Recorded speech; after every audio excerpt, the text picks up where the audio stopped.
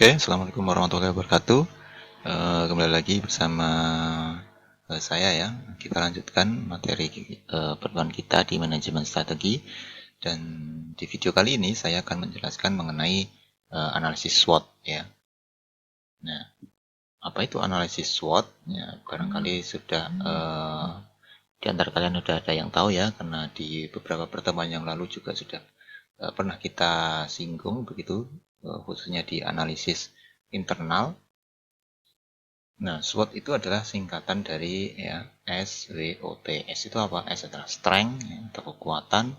Kemudian W itu adalah weakness atau kelemahan. Kemudian O opportunity atau peluang, dan T adalah threat atau ancaman ya. Nah, jadi di dalam analisis SWOT ini nanti kita akan mengetahui apakah sebuah bisnis itu memiliki kekuatan, memiliki kelemahan, apakah memiliki juga opportunity atau peluang, dan juga memiliki ancaman ya.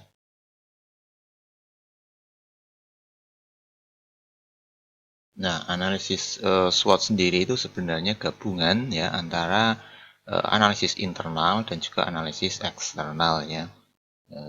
Di pertemuan yang lalu kan kita sudah membahas mengenai analisis internal dan juga analisis eksternal. Nah, analisis SWOT ini adalah gabungan antara analisis internal dan analisis eksternal. Yang termasuk analisis internal di sini adalah strength dan weakness ya. Jadi kekuatan dan kelemahan ini adalah masuk dalam faktor internal ya. Nah, atau sering disebut ini internal factor analysis summary atau IFAS ya. Jadi nanti kalau kalian menemui istilah ini, IFAS itu apa ya, intinya ini ya, faktor internal faktor analisis summary. Nah, ciri dari faktor internal ini adalah bisa dikendalikan. Kenapa ya? Karena ini adalah faktor internal, artinya perusahaan itu mampu mengendalikan ya faktor-faktor yang ada di dalam ini elemen internal ini. Nah, sedangkan di sebaliknya di faktor eksternal atau kita sering juga sebut dengan EFAS atau External Factor Analysis Summary, itu adalah faktor-faktor yang tidak bisa dikendalikan. Nah, kemudian pertanyaan selanjutnya adalah bagaimana cara kita menggunakan atau membuat analisis SWOT ini. Nah, disitulah nanti yang akan kita bahas.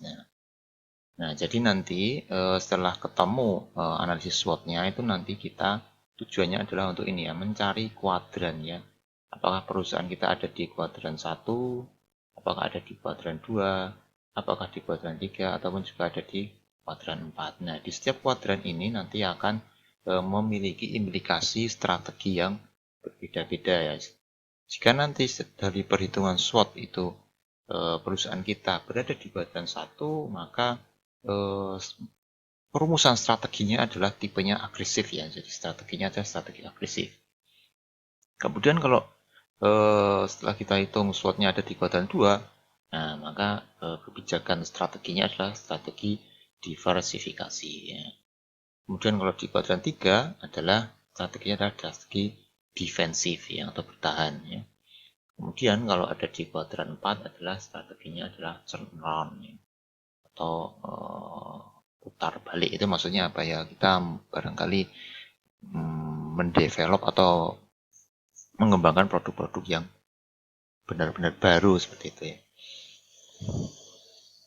Nah, langkah selanjutnya adalah ini ya, langkah-langkah untuk melakukan analisis SWOT. Yang pertama adalah kita mengidentifikasi faktor-faktor yang ada di internal maupun eksternal ya, dan selanjutnya. Nah, untuk lebih singkatnya langsung saja kita ke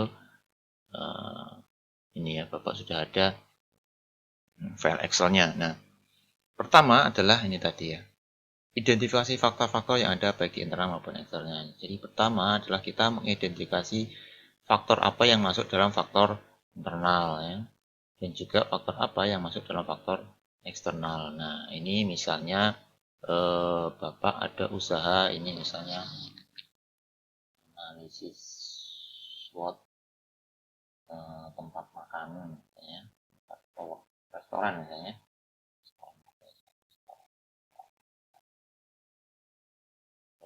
Karena Nah, di situ nanti kita akan membreakdown atau mengelis begitu ya, daftar apa saja yang sekiranya bisa menjadi faktor-faktor yang bisa kita perhitungkan ya. Yang pertama misalnya ini ada faktor harga ya. Harganya seperti apa? Apakah murah atau mahal? Nah, dan selanjutnya adalah dari segi rasa ya. Rasanya kita itu enak, lezat atau biasa saja atau malah justru kurang seperti itu ya. Terus kemudian dari sisi kesehatannya, nah bagaimana kita mengolah makanannya itu, apakah menggunakan bahan pengawet, menggunakan apa itu barangkali bahan-bahan yang berbahaya seperti itu. Nah, itu juga patut kita perhatikan. Kemudian juga karena ini adalah restoran juga pasti menghitungkan yang namanya lokasi gitu ya. Dan juga apakah kita nanti juga akan melakukan promosi ya. Itu juga masuk dalam faktor-faktor. Terus kemudian juga bagaimana ruangannya, apakah kita sudah mendesain ruangan itu menjadi sebuah ruang yang nyaman untuk tempat makan seperti itu atau belum, apakah ruangnya itu terlalu luas atau terlalu sempit seperti apa, itu juga menjadi faktor ya. Kemudian bagaimana juga dengan karyawan kita, apakah karyawan kita sudah mumpuni, bagaimana pelayanannya mereka, apakah cekatan, apakah cepat gitu ya, atau ramah atau gimana seperti ya. Nah, kemudian faktor selanjutnya adalah apakah kita sudah melakukan pembukuan yang rapi atau belum seperti itu ya. Nah, itu adalah faktor-faktor internal. Nah, dari faktor-faktor internal ini kita tentukan kan faktor internal itu ada dua ya tadi ya. Faktor internal itu kan ada mana tadi? Nah, ini nah, faktor internal itu kan ada strength dan juga weakness. Nah, dari faktor-faktor yang sudah kita list ini, dari faktor internal ini, kira-kira mana yang merupakan strength dan mana yang merupakan weakness. Ya, jadi kita tentukan, misalnya kita tandai sini ya, misalnya harga. Oh, ternyata kita mampu menawarkan harga yang lebih murah dibandingkan warung yang lain misalnya. Oh, berarti itu adalah kekuatan ya, maka kita tandai dengan S misalnya, strength. Kemudian dari segi rasa, oh ternyata warung saya itu kokinya jago masak. Saya sudah merasakan sendiri bahwa makanannya itu enak ya. Saya juga sudah menawarkannya, mencobanya ke beberapa teman dan mereka bilang apa masakannya rasanya enak ya. Oke, kita tandai itu sebagai strength gitu ya. Terus kemudian dari sisi kesehatannya, nah ini barangkali mungkin kita agak ragu ya apakah bahan-bahan kita itu mengandung bahan pengawet atau berbahaya atau tidak gitu ya, kita kurang tahu. Nah, maka dari itu barangkali bisa saja ya. Ini kan cuma contoh ya, misalnya kita kasih aja weak gitu ya, ini menjadi kelemahan kita. Nah, kemudian dari sisi lokasi, oh ternyata warung kita lokasinya adalah strategis misalnya ya, di persimpangan jalan ya begitu, terus banyak orang lewat begitu ya, rame begitu ya. Nah, maka dari itu tentukan adalah strength. Kemudian promosi, oh ternyata kita tidak melakukan promosi, promosi kita ternyata masih kurang gitu ya. Kita tandai misalnya dengan W misalnya. Nah, terus kemudian ruangnya. Ruangnya, oh ternyata ya sudah cukup nyaman, sudah ada kipas begitu ya, tidak terlalu panas begitu ya. Kita tandai dengan strength misalnya. Terus kemudian dari sisi karyawan, oh ternyata karyawan kita masih kurang karena masih apa itu magang misalnya, atau kita belum sempat mencari karyawan yang berpengalaman misalnya ya. Kita tandai dengan weak misalnya. Terus kemudian pembukuan, oh ternyata kita juga belum sempat melakukan pembukuan yang rapi, masih tradisional seperti itu ya misalnya. Nah, begitu juga dengan faktor eksternal ya. Kita list lagi apa yang menjadi faktor-faktor eksternal. Nah, misalnya ini pesaing, apakah di luar sana kita memiliki pesaing yang ketat atau masih ada peluang gitu. Terus kemudian pasarnya seperti apa? Apakah masih terbuka lebar untuk warung kita seperti itu. Terus kemudian dari sisi cara mendapatkan bahan baku ya. Terus kemudian dari minat konsumen. Terus kemudian juga kadang kita juga ada pungutan liar seperti itu ya.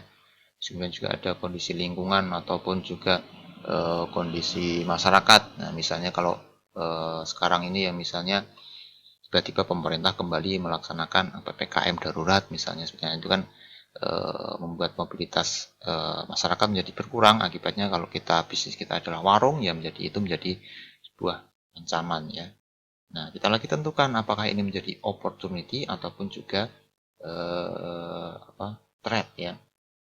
Kita tandai misalnya opportunity pesaing, misalnya kita threat misalnya, karena pesaing kita ternyata banyak warung yang menjajakan makanan yang sama dengan kita ternyata juga tidak sedikit ya, berarti kita tanda itu sebagai ancaman. Kemudian pasarnya, oh tapi ternyata pasarnya banyak. Nah, mungkin kita buka di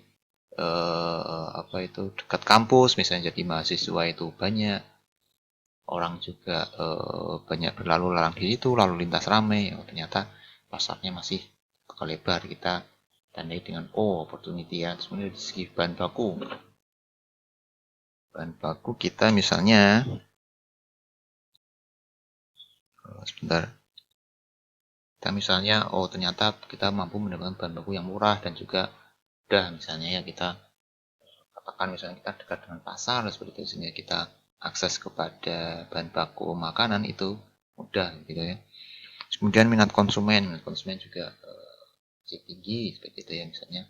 Kemudian pungutan liar, nah ini yang menjadi threat, ini kondisi lingkungan. Nah ini kalau misalnya ada PPKM lagi misalnya, nah itu kan menjadi threat juga. Nah setelah itu nanti kan sudah kita tanda ya, berarti kita tinggal masukkan saja ini. Kita buat lagi tabel ya, tabel yang ini strength ya, ini strength. Terus kemudian juga tabel yang weakness kita. Kita tinggal masukkan aja ini yang harga dan rasa. Ini kita masukkan ke strength-nya ya, ke kemudian rasa, kemudian apa lagi, lokasi,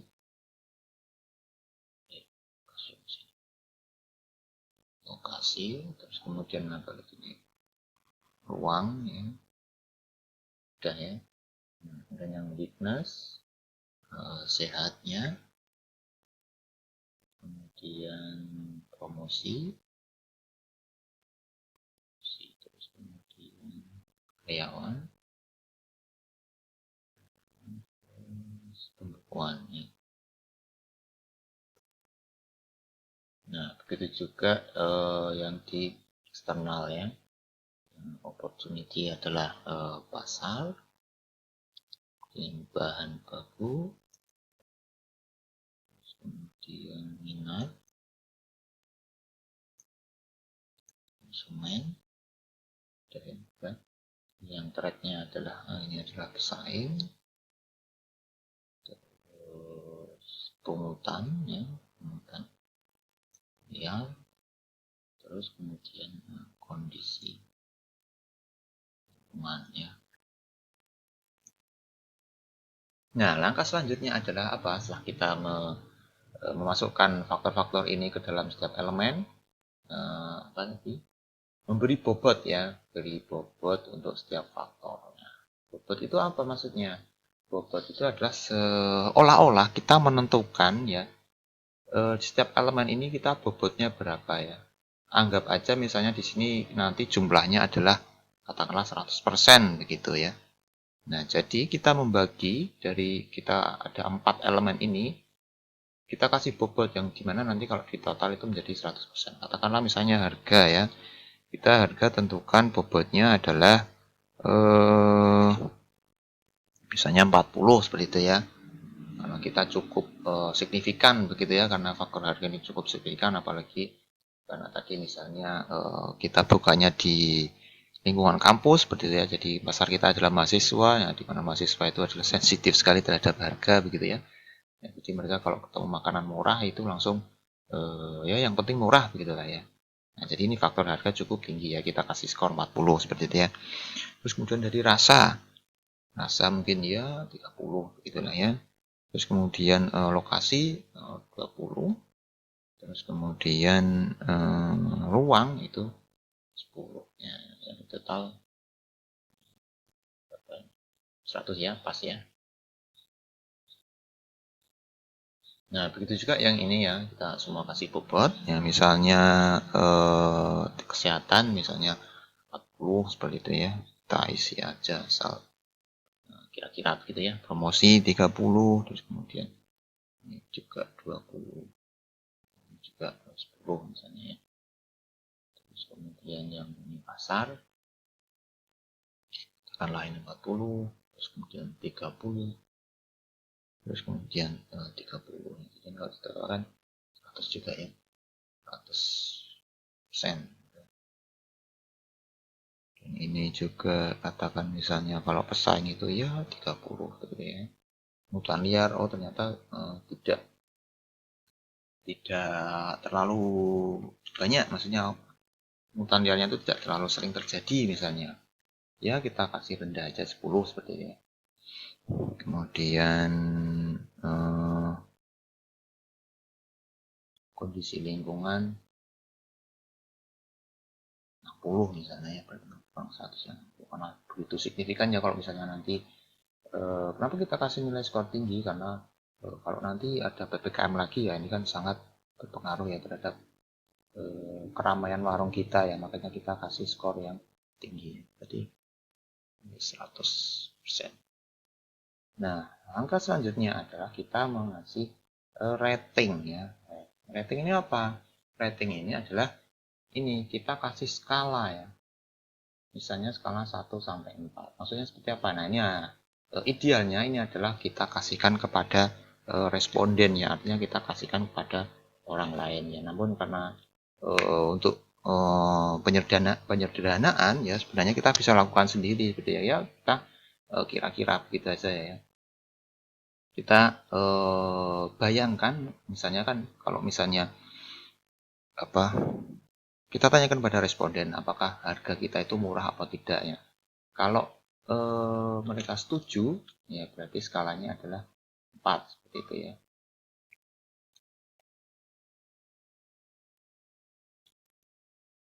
Sedangkan kalau tidak setuju maka skalanya adalah 1 ya. Nah, anggap aja responden itu setuju ya dengan harga murah, kita kasih skor 4 ya. Terus kemudian dari sisi rasa kita kasih skor 3 ya. Kemudian dari sisi lokasi ya strategis ya lokasinya 4. Terus kemudian dari sisi rating ya, dari sisi ruang ruangnya nyaman ya, cukup nyaman lah, berarti kita kasih nilai 3 gitu. Nah, setelah itu kita hitung skornya. Skornya adalah ini dikali bobot dikalikan rating ya, sama dengan bobot kali 60, tarik aja. Nah, setelah itu dijumlah ya, jumlah sum. Nah, totalnya adalah 306. Nah, kita lakukannya hal yang sama dengan yang di weakness, opportunity, dan threat ya. Kita kasih rating misalnya yang di sehat ini katakanlah 3, ini 2, ini 2, 1 gitu ya. Jangan 1 lah, 3 gitu ya. Nah, setelah itu kita hitung lagi, kalikan bot kali rating, enter total lagi, enter, ketemu ya 360, 260 untuk faktor internalnya. Nah, kita ke faktor eksternalnya juga, ini kita kasih rating lagi, misalnya yang untuk pasar, katakanlah karena ini lumayan tinggi ya, kita 3 gitu ya, 3, 2 misalnya.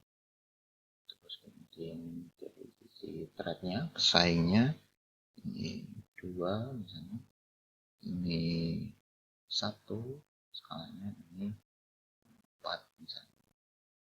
Nah, dengan kalikan lagi bobot kali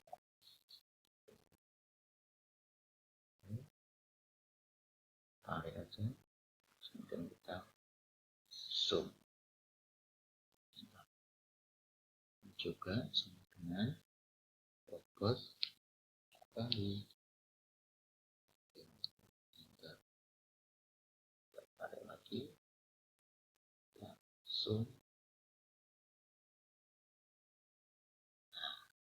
Langkah selanjutnya apa?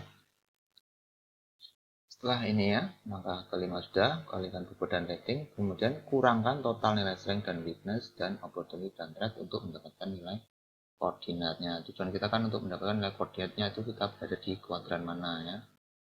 Nah, untuk mendapatkannya tinggal kita kurangkan saja ini, misalnya 360 dikurangi 260 berapa ya. Strength kurangi weakness sama dengan 360 dikurangi total weakness-nya tadi berapa? 150. Nah, berarti kita di koordinat 110. Kemudian yang faktor eksternalnya sama juga, berarti tinggal ini opportunity ya, opportunity dikurangi dengan threat. Opportunity berapa total?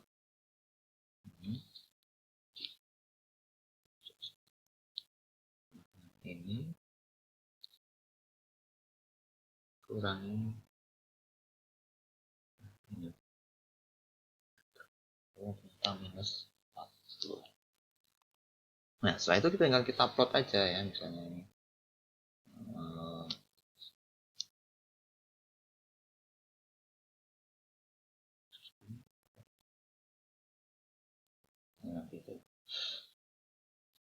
Nah, 110 ya. 110 berarti kira-kira di sini ya, karena sumbu strength dan weakness-nya kan yang mendatar, yang sumbu X ini ya. Strength dan weakness tadi. Nah, strength dan weakness ya, yang ini dapat angka berapa? Yang sumbu horizontalnya dapat nilai angka 110. Nah, berarti kalau 110 kira-kira di sini lah ya. Sini 110. Kemudian yang opportunity dan threat, yang sumbu vertikalnya ya, opportunity dan threat ya, opportunity threat sumbu vertikalnya, kita dapat nilai berapa? Oh, minus 40. Minus 40 kira-kira berarti di bawah sini ya. Nah, kira-kira di sini. Ini kan 40 berarti 40 kan di sini. Berarti kita berada di titiknya kan di sini ini ya. Berarti kita berada di kuadran berapa? 110 kan? 50 berarti kita ada di kuadran kedua ya. Atau strategi kita adalah nanti strategi yang sifatnya adalah diversifikasi.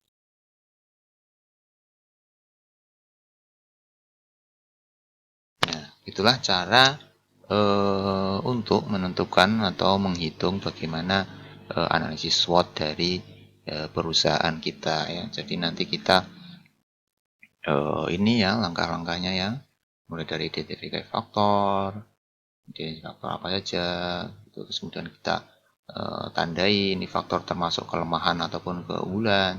Kemudian kalau dari faktor eksternalnya apakah itu ancaman ataupun juga opportunity ya. Setelah itu kita